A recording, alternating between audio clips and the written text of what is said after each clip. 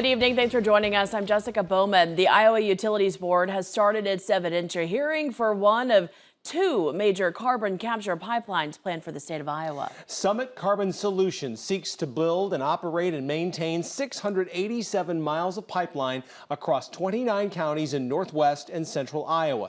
It's part of the company's 2,000-mile project through 5 Midwestern states, including Nebraska and South Dakota as well. This pipeline will carry potentially hazardous liquid carbon dioxide from roughly a dozen ethanol plants in Iowa to North Dakota to be stored deep underground. Today was day one of what's expected to be a weeks-long hearing for Summit in front of the Iowa Utilities Board. The IUB is weighing whether to approve permits that Summit needs in Iowa. KTIV's Katie Koppel spent the day at the hearings in Fort Dodge and has a recap.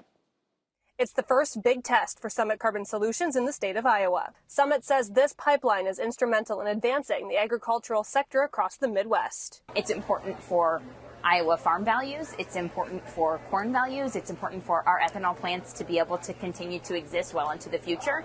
And carbon capture and sequestration truly is the future of decarbonizing the industrial process of ethanol. The Iowa Utilities Board is holding its evidentiary hearing for Summit Carbon Solutions in Fort Dodge.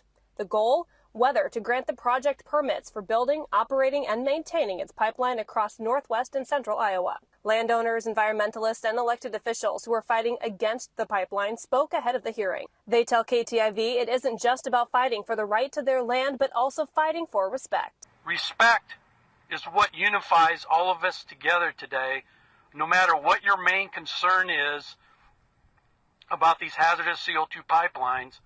It all boils down to being respected, to be heard and treated fairly, knowing your constitutional rights are upheld. Landowners who oppose the project are the first to testify. One Clay County, Iowa woman says this fight has taken a toll on Iowans' physical and mental health. Landowners' physical and mental health is greatly affected by the need to protect what they and past generations have garnered through lifetimes of hard work. Sleepless nights and days spent devoted to upholding property rights are taking a toll throughout Iowa. My husband and I have experienced this firsthand. Pipeline supporters say this is the next logical step in advancing the ethanol industry in Iowa. We have a proven technology here that's been used safely for 40 years. And you know, CO2 has been captured and sequestered in this country for 40 years, and other countries longer. Summit is partnering with 13 ethanol plants in Iowa for the project. At the time of the hearing, Summit Carbon Solutions says it has over 70% of the easements needed along the 5-state pipeline route. Reporting in Fort Dodge, I'm Katie Koppel, KTIV News 4. The hearings are expected to last several weeks, and you can stream those hearings live. We have a link inside this story at KTIV.com. A Sioux County resident in Iowa who opposes Summit's pipeline urges those who own land next to the pipeline's planned route to listen up. We're talking about Megan Sloma. She refused to sign an easement for Summit to place the pipeline on her property, but she says her neighbors did.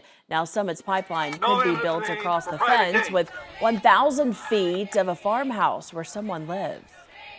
Our land is still close enough. Our barns are still close enough. The farmhouse where our tenant lives is still close enough that if there were to be basically a leak of the pipeline or something like that, we would definitely be within the danger zone for sure. Sloma says it's not just those in the path of the pipeline that could be impacted. She says neighbors could be impacted as well. Neighbors to the pipeline's path aren't able to speak at the Iowa Utilities Board hearing.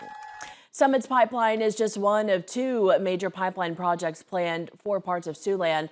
Heartland Greenway is in the process of getting easements for permits. And for those permits, it's 1,300-mile-long Navigator pipeline.